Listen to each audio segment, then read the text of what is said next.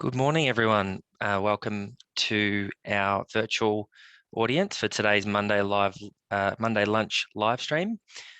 My name is Andrew Smith. I'm the head of the supportive care team at the Leukaemia Foundation of Australia. Before I start today, I just wanted to acknowledge the traditional custodians of the land which myself and today's presenters and audience are located. I'd like to pay respect to elders, both past and present, and to extend that respect to other Indigenous Australians present online today. Just before we start, a few small housekeeping notes. Today's event's being recorded and will be available on the VCCC Alliance Open Learning page, where you can also view previous webinars.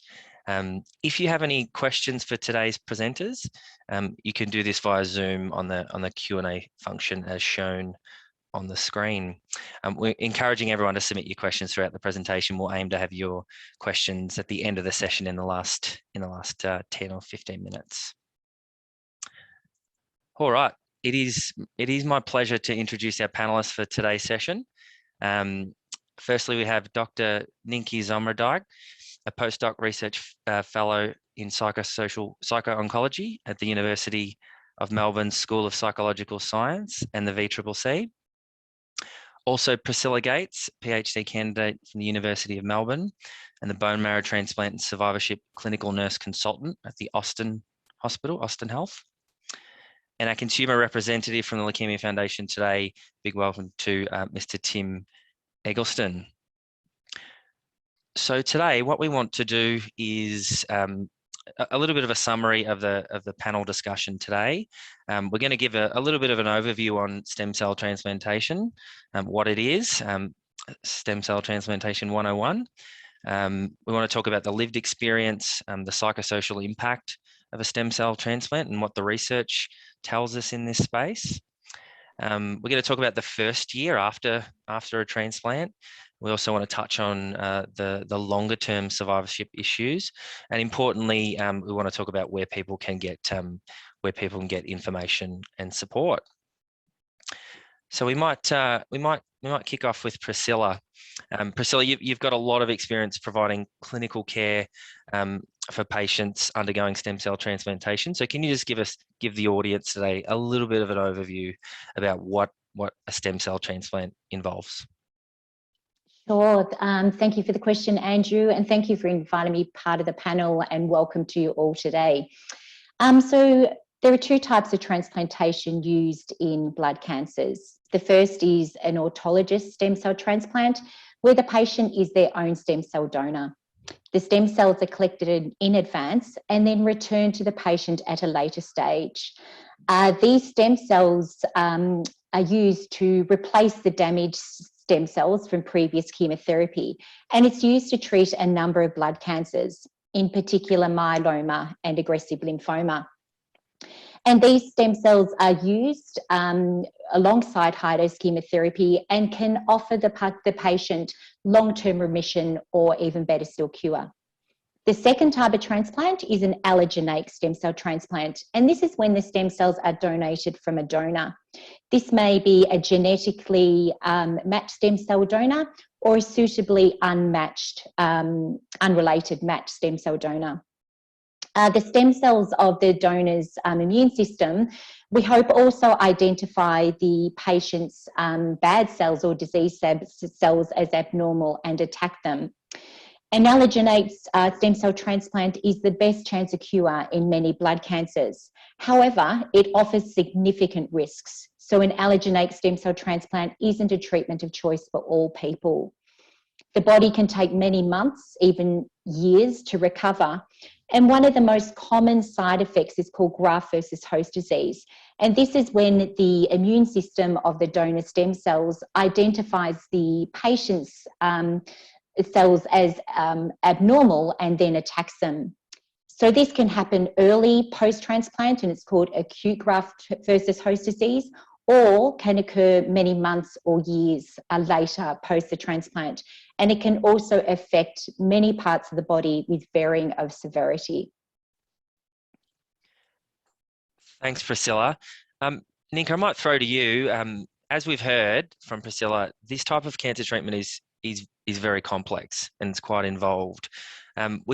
With your understanding of the research and the literature, and through your own research, can you outline for the audience what are some of the psychological issues faced by people undergoing these types of treatment? Yeah, thanks, Andrew. That's a really good question. And as Priscilla has discussed there, stem cell transplantation is a very complex and lengthy and aggressive treatment. And the literature does show that transplant patients experience high levels of psychological distress. And one very common challenge is the physical isolation that's imposed by transplantation, which makes the experience very different to experiences of other cancer patients. And of course, this is particularly the case for allogeneic transplants, whose immune systems are basically being entirely rebuilt, which is why protective measures like physical isolation are so important. And even before the pandemic happened, you know, a small number of family members could spend time with the patient in the hospital. So by physical isolation, I don't necessarily mean social isolation, but they are totally deprived of normal sights, sounds and touches, along with other things that we would normally do on a daily basis, like just going outside for a walk. So being confined to a room which represents their illness and treatment for such a long period of time can really lead to a feeling of disconnectedness. And of course, this need to physically isolate doesn't just end once they leave hospital. In fact, once they leave hospital, it's a far more vulnerable time for them because their immune system is still recovering, and all of a sudden they're exposed to germs on the train, the bus, in the grocery store, and within their own home. So psychologically, a huge amount of adjustments and changes await them when they go home. You know, visitors need to be limited and make sure they're not sick, including the family pet, because they too can carry bacteria. And unless they're able to work from home, many patients won't be able to return to work for at least 3 months, which can really add to the financial strain of transplant. And, you know, people want to resume social interactions and go back to work. And in fact, they need to, not just for financial reasons, but also for purpose and meaning in their life. So a transplantation can be a really challenging and a slow recovery for them psychologically. Absolutely, Nienke. Yeah, you've touched on some really salient points, particularly, you know, the idea of getting back to work, having more than just a financial function, but the purpose and meaning around that is such an issue and such a challenge for people undergoing this type of treatment. Tim, I might throw to you now. Thank you for joining us. You underwent a stem cell transplant in 2019 in Melbourne. You're a New South Wales resident, and this included a very lengthy stay away from friends and family back in New South Wales. Can you tell us about your experience and what were some of the main challenges that you faced, both during the transplant and particularly those immediate months afterwards, those sort of, you know, 3 or 4 or 5 months afterwards? Oh, thanks, Andrew. And hi, everyone. Yeah, I probably regard myself as a fairly typical bone marrow transplant patient in terms of sort of age and possibly gender, the way I was diagnosed. Probably the first point I'd make is that I came to the bone marrow transplant already having had 2 rounds of chemotherapy the year before. And that's probably important to keep in mind because I imagine most patients are in that situation. So the difficulties that go with the transplant come on top of the difficulties that I had in those first sessions of chemo in Melbourne. So in terms of the actual transplant itself, having had the 2 rounds of chemo and being in remission, my blood counts deteriorated over a period of months, and it was found, I had a bone marrow biopsy, it was found that the leukemia had returned. So I was slated for a bone marrow transplant or human stem cell transplant. I didn't have a family donor, so I had an allogeneic transplant with a donor from America, to whom I'm most grateful. And of course, I had to relocate from Albury to Melbourne, first of all for the period of admission in the ward, and then for the famous 100-day period after being discharged from the hospital. Fortunately, I was able to get accommodation in a Leukaemia Foundation apartment, which just made all the difference. Not only financial, but I think also in terms of psychological support as well, because we had staff on hand because the apartments are in the same building as the Leukaemia Foundation office. There was a support session once a week, but especially for my partner too, there was a lot of support from other carers, and we did find that we made contacts with other patients and carers. Our experience was that that didn't happen so much for me as a patient because I was just not in the mood, but for my partner, who was my principal carer and who was living with me in the apartment for those 3 to 4 months, that was actually quite important. In terms of the challenges, quite apart from the sort of physical challenges of having chemotherapy and the sort of pain and discomfort and loss of taste and loss of appetite that involved, probably the biggest challenges were financial, because I'd already used up quite a lot of my sick leave, and so my sick leave ran out in the course of my stay in Melbourne. I can talk later perhaps about the support I got from my superannuation provider in terms of the benefit. But the other thing that Nienke mentioned was that this complete dislocation from my normal life in country New South Wales or in a large regional centre, my own home, my own garden. I'm lucky enough to live near the Murray River, so I'm used to living outdoors, walking, cycling along the river. And from that to go to an apartment in Flemington Road in the absolute heart of Melbourne was really quite difficult. I think also there were big implications for my partner, who had to accompany me for that period of 3 to 4 months. She wasn't in a position to take leave. She had to sort of juggle work and caring for me. There were other commitments she had to fulfill, and my sons stepped in as carers while she was away. Fortunately, I have family in Melbourne, so I did have family and friend support quite close by. But yeah, I suppose the two, the financial and the dislocation, the change of environment, and being, as Nienke said, being cooped up for so long in a noisy part of Melbourne, I found that pretty difficult. Absolutely, we are very, very much in the hustle and bustle of Melbourne here, so that's yeah, a significant challenge for anyone coming from regional Australia into the big metropolitan treating centres. Absolutely. So Tim, Nienke has outlined some of the psychological issues and challenges faced by people undergoing a stem cell transplant. Did any of these resonate with you specifically? Andrew, are we talking short term or long term or both? Or doesn't it matter? I think both. Yeah, I think both. Yeah, because there is a bit of a difference. I mean, I've touched on a couple of the sort of the mental and psychological challenges, financial difficult, not exactly difficulties, more like concerns. Just because I ran out of sick leave, I went on a benefit which paid me 60% of my salary, which was fantastic to have, but that was a cause of anxiety.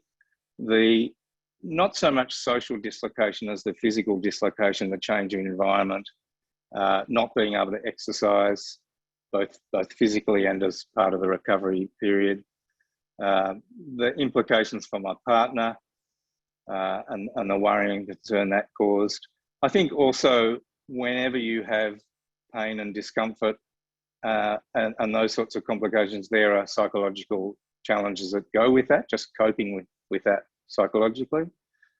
The fear of relapse was obviously always and still is an issue, but perhaps more than that in the early stages was the fear of complications. And I was very much afraid of having to go back into the ward, having had a fairly torrid experience with the chemo and the immediate recovery. We were monitored really closely, and that's actually quite stressful because I have to take my temperature 3 times a day. I was permanently worried about spiking a temperature and having to front up to emergency and be readmitted. And then there were also implications for sleep, because I think the medications that I was on, possibly mainly the cyclosporin, was affecting my sleep patterns. Very difficult to describe what that experience was like, because it's not like anything I've ever experienced before. I mentioned the loss of taste and the loss of appetite, and all of the sort of stress and anxiety that goes with that. And in the long term, I think that I can say that that's had long-term implications, because I still, even now, have what I would describe as physical manifestations of that stress. I don't feel stressed mentally now. I'm recovered well. I'm in remission. I've had excellent results. I've actually had a really good recovery. But there is still that sense that I've been through a traumatic experience, and that still has implications now. Absolutely, Priscilla. We might come back to you. So as we've just heard, that first 12 months after a stem cell transplant can be a real challenge. There's just so much going on and so many different levels. Medically, physically, psychologically, financially, practically, all of the whole, the suite of supportive care challenges that people face. Patients and carers and families are juggling, Tim's mentioned significant ongoing medical follow-up and appointments and medications, and also on top of that worrying about their cancer returning, while they're trying to figure out what the next part of their life is, rebuilding their life and getting back to the parts of their life that they want. What are some of the themes and trends that you see with your patients in this critical, I suppose, 12-month period? Sure. Thank you, Andrew. And thank you, Tim, for, describing your experience so clearly. In my clinical work in our haematology survivorship clinic, and also part of my research portfolio, we were able to conduct a clinical audit of the first 200 patients attending our survivorship clinic. And many of the things that these people were talking about is clearly, backed up from what, Tim describing his story, and also what's available in the literature. But sort of most people really talk, like Tim's describing, this worry and fear. This worry and fear of, is the cancer going to return? All these tests that I'm having, all the surveillance that I'm having every time I have a blood test, every time I'm tired, every time I have a cough, is that my cancer returning? And it can be quite debilitating, that worry and fear. And also that worry around, did the treatment work, particularly when they've undergone, like Tim said, chemotherapy even before his transplant. So he's had years of treatment and undergone arduous, toxic treatment that has had major effects on his physical and emotional well-being. People also talk about fatigue, a debilitating fatigue that's not relieved by overnight sleep or rest. This can also be debilitating, affecting their ability to undertake physical exercise or to participate in activities of daily living. They also describe this phenomenon of cancer-related cognitive impairment, which we're going to talk about a bit later in the webinar. The impact on their finances, like Tim talked about, and the financial toxicity of long-term treatment, impacting on themselves and their family and their colleagues. Also the ability to return to work, if they can return to work at all, if they can return to work in the same capacity, if they can do the same job that they used to do, or if they have a major life change and think, I don't want to do that job anymore. And also the overall expectations of people expecting them to feel normal or to feel back to what they used to be, when that person isn't able to do that yet or at that time. And also an urge that, trying to find people that understand what they've been through, and someone who's been through a similar experience. And I think that's what the Leukaemia Foundation Blood Buddies really offers to people, that they have someone else that they can talk to about. And Tim, obviously, and his partner had those needs met through the Leukaemia Foundation, in the accommodation setting. So I think there's, as Tim has said, and well supported by patient experience and the literature, that there's many physical and emotional and social effects that Nienke, kindly talked about earlier in the webinar. Absolutely, a fantastic summary, Priscilla. I might throw back to Nienke now. So Priscilla's outlined a lot of these challenges that people face in that first critical year. Lots and lots of stuff going on. What about more longer term? What does the research tell us about the psychological impacts for people undergoing a stem cell transplant in that longer, post that 12-month period and beyond? Mm-hmm. Yeah, it's a good question, Andrew.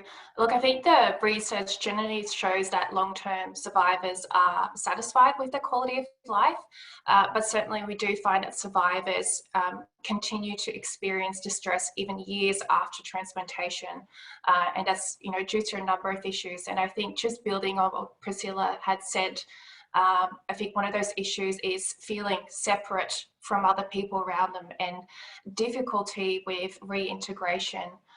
Stem cell transplant is a very lengthy journey during which very intensive support is provided by the transplant team, and they're very closely observed. And once they have physically recovered, that reassuring structure of the hospital and the support that they received suddenly evaporates, and that can lead to feeling alone and sometimes even abandoned. And they might feel like they should be moving on with their lives, or their friends and family feel that they should be getting back to normal, but actually they're not the same person. There are many hidden disabilities that can follow transplantation, which can lead to difficulties with reintegrating themselves. And unlike patients who have been treated for, say, breast cancer or head and neck cancer, there often aren't any visible changes post-transplantation. So even though they've survived and they don't have any visible changes, they're not as good as new. And I think another really important thing I'd like to mention, which Priscilla touched on earlier and Tim, is the donor. We know that family stem cell donors, so in the context of allogeneic transplantation, are a very important but often forgotten group. And I think this is, even years post-transplantation, this is a group we still need to care and consider. The outcomes of allogeneic stem cell transplantation, are strongly impacted by how well the tissue types of the transplant and a donor match up. And because of this, family donors are considered often the best donor candidate because they have a high chance of being matched with the patient. So now we're seeing that not just siblings, but also parents and children are called upon to donate stem cells to the recipient. And they find themselves in a very complex role of being both a family member to someone who's seriously ill, but also whilst knowing that their cells offer the best possibility of survival for the transplant patient. And I did my PhD on this very topic, actually, and we identified positive experiences in family relationships and a sense of closeness between the donor and the recipient, but also negative experiences such as feeling pressured and feeling responsible for transplant outcomes and side effects like chronic GVHD. So I think it's really important to consider family donors long-term in stem cell transplantation and ensure that they are also offered emotional support. Absolutely, yeah, absolutely. I couldn't agree more, and I suppose that really speaks to, looking at the whole person and the whole community around them, whether it's a partner, whether it's the donor, whether it's other family members, friends, employers. These are all really important stakeholders in this experience. Absolutely. Tim, I might throw back to you now. So if you're a few years down the track now, what does I know you're on holidays at the moment. What does life look like now? Are there any issues we haven't touched on yet that are still affecting you now? Thanks, Andrew. Yeah, well, I'm pleased to say that for me, life has gone pretty much back to normal, other than COVID restrictions and working from home rather than working at work. The return to work process was a bit of an issue for me. Not that it was difficult, just that it took a bit of negotiation between me, my specialist, and the HR people at work. And I found that too when I returned to work after my initial chemotherapy. So I think that's important to keep in mind.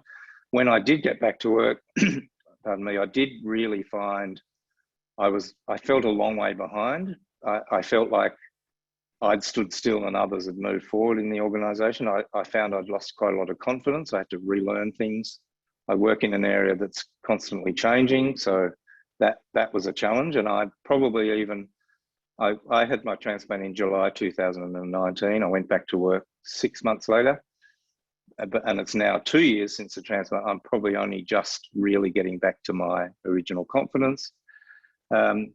Having said that, I was interested in what Nienke said about being a changed person. I think I am slightly different. I'm a bit more introspective, a bit more private, a bit more solitary. I don't mix as well as perhaps I used to. I do have a bit of skin GVHD on my back. That's not a psychosocial issue, but it's a physical issue that I still have. It's still being treated. The sort of persistent general symptoms of stress are still there. And we've touched a little bit on the cognitive implications. I do feel like I am a little bit more, it's not so much memory loss, I think it's just difficulty concentrating, getting sort of hazy and forgetting things that you, in the course of trying to do things. So yeah, they're still the challenges now, 2 years down the track. Thanks, Tim, for sharing that. We might touch on the cognitive stuff now. So we've just heard, Priscilla, we've just heard from Tim about that challenge of cancer-related cognitive impairment, and it's fantastic to have you on the panel today because I know you are one of the leading clinicians in this space. Can you give the audience a brief overview of what this phenomenon and side effect looks like?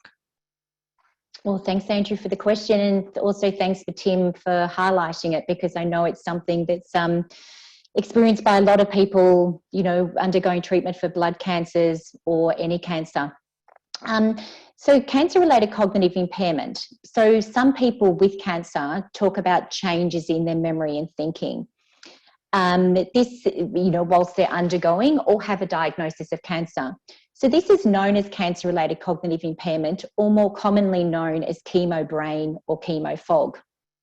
So some people may notice, subtle or small changes in their memory and thinking, but for some other people, it's definitely more, has a bigger impact and more severe and can be ongoing. So people like Tim has just described, they have this feeling of fogginess or difficulty concentrating on tasks, which is new for them, that they didn't feel before their diagnosis of cancer. They can become more forgetful, or they can find difficulty finding words, particularly when they're under pressure or amongst others. They can find it hard to multitask and do several tasks at one time, and also hard to process information. And all these things they talk about, I wasn't like this before I had my diagnosis of cancer. I've noticed since my diagnosis and since my treatment commenced. However, in blood cancers, we have limited understanding or knowledge about its timing and its causes. Did it occur at the diagnosis of the blood cancer? Did it occur early during the treatment, or post-treatment completion? We still don't know.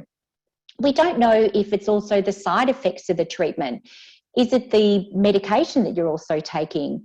Is it that you have low blood counts and low hemoglobin? Or is it the fatigue that we talked about before? And importantly, also, is it how you're feeling emotionally? Are you stressed, worried, or even tired? So pleasingly, thinking and memory problems, even though they're very common, they're usually temporary and get better over time. And my PhD study that I'm currently undertaking is building understanding about cancer-related cognitive impairment in patients undergoing treatment for aggressive lymphoma through their treatment and into recovery. And to build this knowledge and understanding when at the moment we have limited data available to us, I'm collecting information about like what Tim's describing about the impact on himself. We're also looking at doing cognitive testing. We're also collecting some blood tests, and also in people who it's appropriate for are looking at some brain scans. So they'll really build information for us as clinicians, how better to support people like Tim and others who are experiencing chemo brain, chemo fog. Thank you. Priscilla, how prevalent is this among survivors, and how does it affect their quality of life, including their mental health? So once again, there's limited information in blood cancers, but in the literature it says about 70% of people with solid tumours experience these problems. And most of the work to date has been done in breast cancer. However, in my clinic, in the Survivorship clinic, we're definitely seeing more than half of our stem cell transplant patients describing this cluster of side effects. And definitely in my current study, it's very prevalent.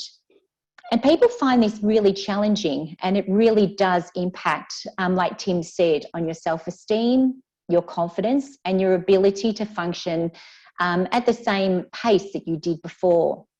You may not feel like yourself, and this can impact your family, your friends, and also your work colleagues, because it may be more difficult for you to function at home, function within your studies, and function within your workplace. But my patients who I deal with in the survivorship clinic, I do talk to them about a few simple tips to make their daily living a bit easier for them. And things like, just keeping a diary and, writing down key dates and key appointments that you have. Writing lists so that when you go to calls, you have a list and a priority of why you're there, so that you don't come away feeling that you didn't meet, the needs that you went there for. Create key to-do lists so that you know the next day exactly, I have this appointment, or I need to take this medication, or I have this test, as examples. And also have reminders, which you can easily just put into your smartphones that can give you, reminders when things need to occur. Always try to avoid distractions. So if you're undertaking a task, to put your phone on silent, turn off the TV, sit in a quiet room so you can concentrate, and pace yourself so that you don't have too many demands on yourself at that time. Also have a familiar place where you may always keep things that you need every day or frequently throughout the day. So a place where you put your car keys, your reading glasses, your phone, so that you know that's where they are. Always try and do tasks during the day when you feel fresher. So if you feel better and fresher in the mornings, that's the time that you should try and do, your major activities, that you are fresher and more able to complete them. Involve other people so you don't feel alone with this cluster of symptoms. Talk to your doctor, your GP, your haematologist, your nurse coordinator, your psychologist. Try and have a healthy lifestyle, get good sleep, exercise, even if that's just a daily walk a day, and a good diet. And also think about cognitive rehabilitation. And there's some great apps that you can just download onto your smartphone. We recommend Brain HQ, which has been shown with evidence to support people experiencing chemo brain, but there's lots of brain training exercises that you can do on your phone. And it's just like treating your brain like any other muscle in the body, exercising it 20 minutes a day, every day, just to sort of wake it up post your treatment and start functioning a bit better. Thanks, Priscilla. I can see Tim taking some notes down there. All great, all great suggestions, and I think a lot of those interventions you just outlined, cross-pollinate with things like cancer-related fatigue and also mental health as well, with things like exercise, doing things when you're feeling a little bit fresher, diarising, reminders. These are all things that work across those clusters, which is good. Nienke, I want to talk about distress. So your recent research found distress among stem cell transplant survivors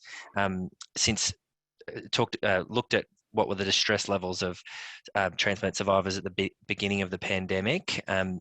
What were the major causing and contributing factors of these findings? Yeah, thanks, Andrew. So last year we did a study with Australians living with blood cancer, and we asked them about their well-being during the early stages of the pandemic. and about 400 people participated, and I believe just over 50% of them received a transplant. And given that they are amongst the most vulnerable in our population when it comes to, coronavirus due to their immunocompromised status, I guess it wasn't so surprising to see that they are experiencing increased distress during the pandemic. But we did find it quite concerning to see that their distress scores had almost doubled compared to non-pandemic times. And one of the biggest contributors to that distress was the worry about contracting coronavirus. And that worry is leaving many patients feeling uncertain and anxious, and it is impacting their everyday lives, posing questions like, is it safe to see my family and friends given the risk of coronavirus, or even going to work? And it's not just affecting patients themselves, but also the families that care for them, who have been worried about bringing the virus home. And during the early stages of the pandemic, I spoke with patients, and some of them were living in a completely different section of the house, completely disconnected from their families. So while this virus has posed significant physical risks for patients, it's also having significant psychological repercussions for transplant patients. Absolutely. Nienke, Priscilla, I'll throw back to you. This is probably going to be an easy question. You work with transplant patients on a daily basis. Is this something that you've seen in your clinical practice? Of course, Andrew, and I think we've all seen it in our clinical practice, and I suppose it really resonates with what Tim said about, and Nienke's touched on about the isolation that patients experience when they're undergoing a stem cell transplant, just as part of the transplant treatment. But when you throw a pandemic on top of that, and the isolation that, we all lived amongst and continue to live amongst in hospitals. But I think the most compounding sort of effect on our patient group was and continues to be like the no visitor policy, and the loneliness and disconnection that brings the patients undergoing treatment. As a clinician, patients as an inpatient patient and as an outpatient are attending appointments on their own. They're receiving treatments on their own, and potentially they're receiving, negative or, bad news on their own. And as a nurse and a clinician, evidence has always driven us that no cancer patient should be alone. And all of a sudden they all are, they are alone. And we used to have things like we touched on before, Andrew, like talking about chemo buddies and, always having a support person with you whilst you're undergoing your chemotherapy or your clinic appointments. And it's really quite confronting and palpable, this isolation that patients are experiencing as part of the COVID. And if you reflect on what Tim said, stem cell transplant patients are inpatients for 3 to 6 weeks. And all this time, they're now on their own, having a huge impact on them, their family, their partner, their friends, their colleagues. And as part of my PhD, I've actually written a piece about how COVID has compounded the emotional burden of a new diagnosis of a blood cancer, because it sort of came to apparent to me, like Nienke touched on before, that they're more fearful of COVID than they were of the diagnosis. When cancer used to be, the black cloud, all of a sudden COVID became more compounding to them. For example, I've used this before, but I remember, sitting with a young male recently diagnosed with Hodgkin lymphoma who had a large mediastinal mass causing this hacking cough. And as he and I were isolated in a clinic room together, he was coughing into his T-shirt, and he looked up at me and he said, "Don't worry, I'm not contagious. It's just the cancer." And all of a sudden, Hodgkin lymphoma became just the cancer, when he was more worried about him having COVID and potentially giving it to others. So it's had a huge impact. But as healthcare professionals, I think we've also been very clever and very savvy to actually, to support these patients whilst they're being so isolated as inpatients. you know, with just through even FaceTime and simple technology, the communication that's gone on that's so novel and effective with patients, their family members and their treating staff, you know, that I'm aware sometimes there's a 3 times a day, you know, FaceTime update with the significant others, so that they may be isolated physically, but we really try emotionally that they still do feel connected. Absolutely. Thanks for sharing a very poignant story as well. It really sums up where we are, where we have been, and where we are at the minute with the pandemic. And I suppose also a big shout out to the healthcare professionals that are doing so much of the heavy lifting in this space. It's not insignificant in any way, and I know from all of the feedback from the patients, carers, and families that I speak to, it's hugely valued. Nienke, the study you mentioned before described that blood cancer patients facing increased financial hardship during the pandemic, and you know, Tim and Priscilla both touched on work and employment as well. So why is this the case, and why should we be concerned? Yeah, Andrew, you know, unfortunately, we know that this is already a really big problem for our transplant patients, you know, the financial hardship, returning to work, and their ongoing issues years after transplantation. And unfortunately, what we found in our survey earlier last year was that 1 in 4 patients said they had increased financial concerns during the pandemic, and that was also associated with increased psychological distress. You know, we know that our patient group is already particularly vulnerable when it comes to financial struggles because of the expensive and lengthy treatment that they undergo, which are leading to extended time away from home and work.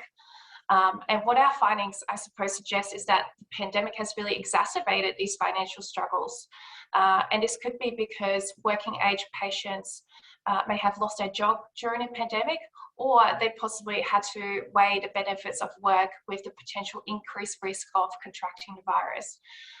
And this increased financial hardship is something we're really concerned about, because you know, it can lead to more serious psychological issues such as depression and anxiety down the track.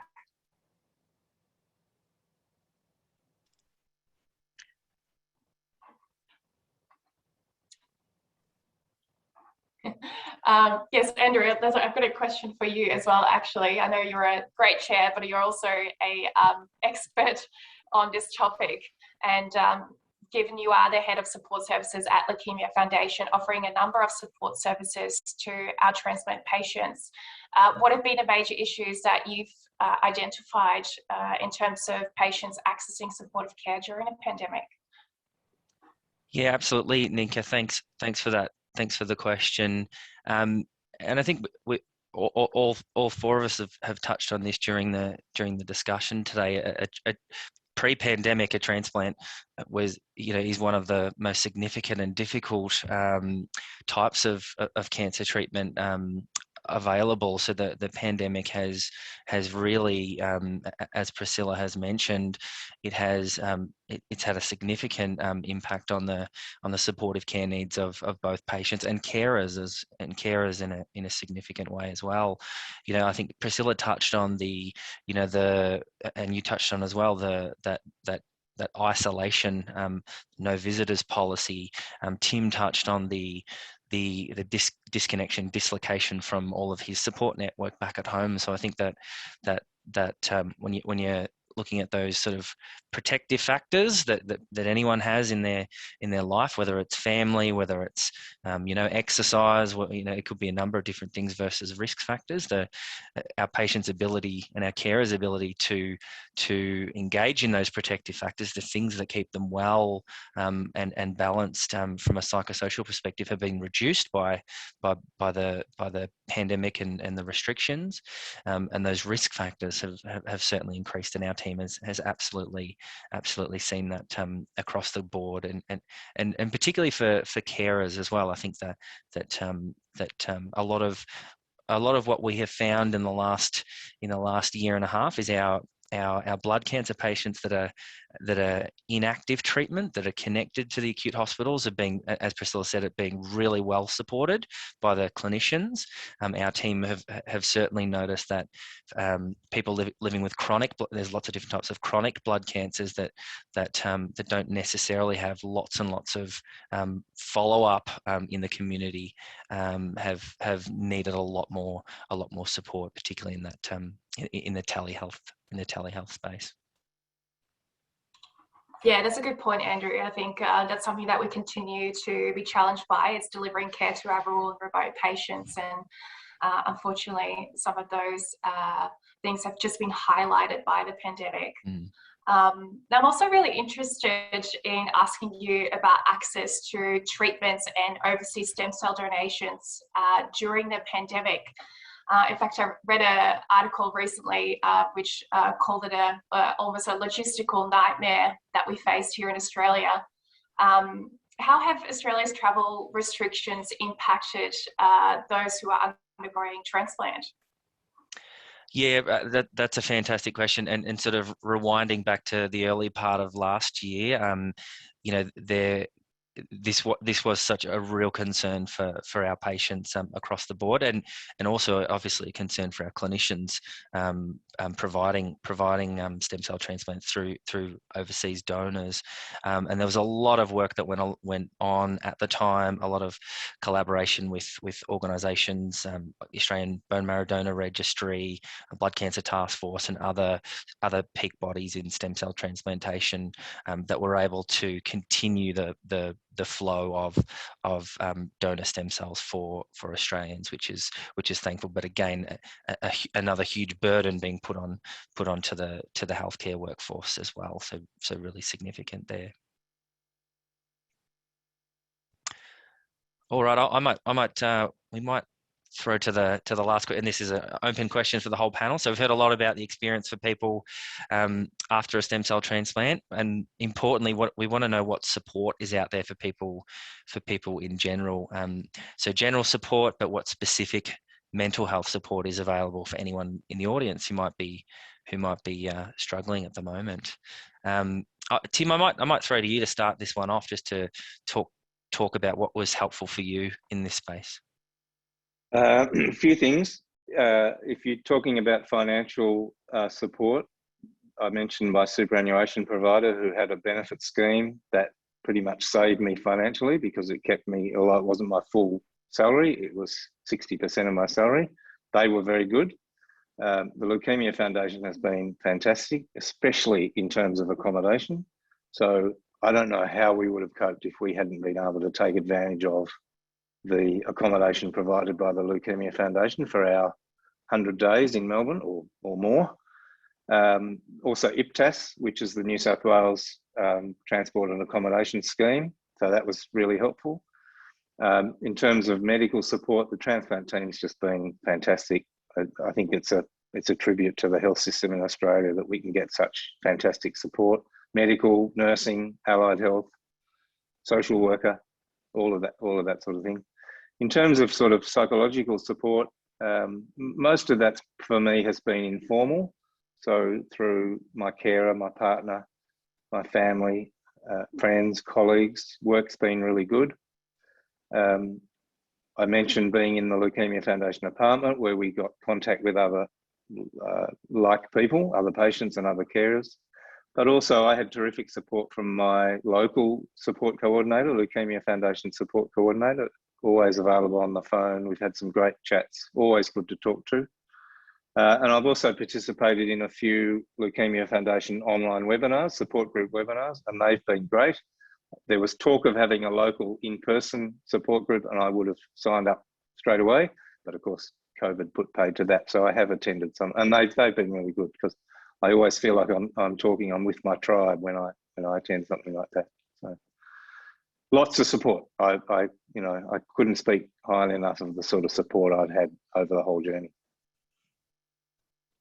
Priscilla, I might throw to you, and we've got some questions sort of pertaining this on the Q&A. Can you talk a little bit to the audience around survivorship clinic, survivorship care, and the role of survivorship care in this space? Yeah, it's a great question, and I suppose it's specifically as each health centre offers different amounts or different levels of survivorship care. Patients like Tim, who've had an allograft, you know, they would need pretty much lifelong ongoing surveillance, and usually that's delivered through a dedicated late effects clinic. So most transplant centres, you know, where the allografts are delivered in Melbourne, do have dedicated allograft late effects clinics. So patients attend those clinics usually 2 years post completion of their allograft. Other big haematology centres also have what's called a haematology late effects clinic, and that's for patients who have risk associated with their treatment, in particular high doses of chemotherapy, plus or minus radiotherapy, or an autologous transplant. And they're usually for patients 5 years post-treatment. However, in my clinical practice, you can see there's a real gap between finishing treatment and your eligibility to attend a late effects clinic.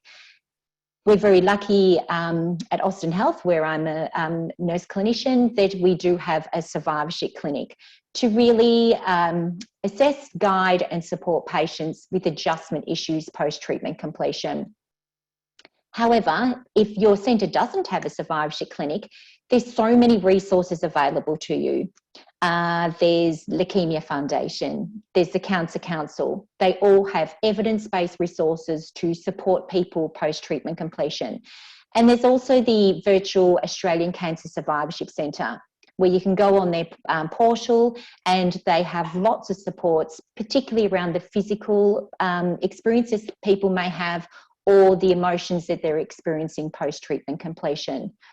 I see it as an area that people, you know, certainly do need a lot of support. As Tim has so beautifully, eloquently talked about, he felt very supported through his treatment and post his treatment. I would like to think that we do, you know, our patients are really supported post their treatment experience, because I'm very aware that it doesn't stop the day that you're discharged from the hospital. In fact, for many people, it just starts. That adjustment period back to what a new normal may look for you is quite often challenging and complex, and, you know, a myriad or a cluster of experiences. So, you know, contact those organisations that I talked about. Talk to your haematologist, talk to your GP, talk to your nurse coordinator, talk to your psychologist, if that may be community or in your treating hospital. But really talk about how you're feeling and, you know, access the support that is available to you. Absolutely. Nienke, I might throw to you. Do you have anything to add, just more purely from the psychological and psychosocial perspective, what other supports might be out there? Yeah, absolutely, Andrew. I think, as Priscilla mentioned before, when she was talking about the fear of relapse and recurrence and all the fantastic tips she had for her patients, I thought they were really good. And one really fantastic initiative which was launched just this month, it's called Cancer Mind Care, and it's a self-guided online platform that basically provides a one-stop shop for tailored psychological support. And it includes written content and interactive videos, and you can actually create a tailored cancer mind plan online, and would highly recommend that to anyone who is looking for some online resources. And I might actually just throw that in the chat here for everyone. So yeah, I think that would be a really good website for people to have a look. Absolutely. I might also just throw in the cancer not-for-profit space, our wonderful colleagues at Myeloma Australia and Lymphoma Australia as well, for any people online that have those diseases. There is, as Priscilla said, you know, evidence-based support and highly skilled clinicians on the end of those phone lines. So really, you know, as Tim has done in his experience, utilize that knowledge and that connectivity and that expertise. Really, really important. We might take a few we've got a few audience questions. This is one for Tim. Just wondering, excuse me, just wondering if you were offered or had the chance to be linked in with any cancer rehabilitation multidisciplinary team, particularly to help with issues around your return to work. I think you mentioned there was some support available through your insurance provider. Yeah, it was actually my super provider who had a benefit which enabled me to keep earning an income. So that was income support rather than sort of psychological support. I wasn't involved in any sort of formal multidisciplinary team, but I did feel like I got the care and support I needed when I needed it. So, for example, at the start of during admission and when I was doing the 100-day period in the Leukaemia Foundation apartment, I had social work support. I participated in a physio program for exercise in that 100-day period. I've been able to go onto an allied health care plan through my GP, so I get podiatry support through that, which is a bit of a side thing. So nothing formal, although that would be interesting to know about, but plenty of support. The other thing I might just point out is that I'm due to start on my sort of long-term follow-up program. So my hospital has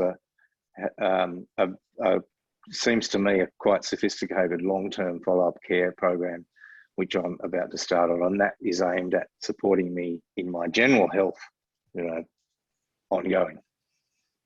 So I saw that the question came from Estelle, so I hope that answers the question. Yeah, absolutely. Might squeeze in one last one. This might be for Priscilla. So it's from Paul, who's a 16-year post allogeneic bone marrow transplant survivor for mantle cell lymphoma. And so Paul's question is, he's very fit and doing very well now. He asked, what are some of the major changes in the 16 years since he's had his bone marrow transplant, pertaining to treatment, management, and drug therapy? Thanks for the question. I presume with mantle cell lymphoma, I presume you had an autograft, but that's a presumption. To be honest, of course, there's a lot of novel therapies and things to help patients with long-term remission or a long-term survival, and also improving cure rates for some of the aggressive lymphomas. For instance, we've seen great advances in survival in the last 20, 30 years, which has been fabulous, and that's due to a lot of new therapies, but also very importantly a lot of supportive care therapies, to support our patients as they're going through arduous treatments such as induction chemotherapies or conditioning therapies, to support them whilst they're going through, so the side effects are minimalised, that any side effects that they do have, that we can support that person better. So there's certainly a lot of change that's also helped with survival, but also to make the whole journey easier for our patients. Yeah, absolutely, Priscilla, I would agree. And even thinking about dedicated roles like yours that have that survivorship component to it, along with late effects clinics and other sorts of programs that weren't that available, certainly 16 years ago. So I think that is a quite a big help as well. 100%, yeah. Thank you so much to our panelists for today. That brings us to the end of our Monday lunch live stream webinar. Really big thank you for everyone for your time today. You can register for the upcoming VCCC Alliance events using the QR code on the screen now. Thanks, everyone.